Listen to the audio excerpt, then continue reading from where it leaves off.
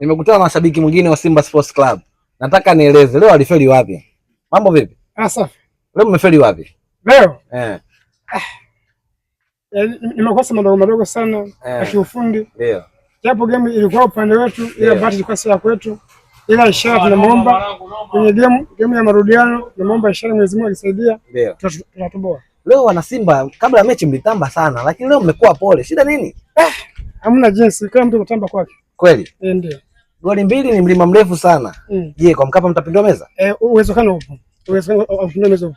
Uwezekano upo. Shida iko wapi kwa Simba kila mnapoenda ugenini nyie mnakuwa mpate matokeo mazuri? Shida? Ndio. Yaani pale bwana pale ni upande wa shambuliaji bado hayuko makini kwa mshambuliaji. Asante sana. Naona kama uko sawa kabisa. Shukrani sana. Kila laheri. Hivyo ndivyo nilivyokutana na shabiki mwingine. Unamuona kabisa hayuko sawa.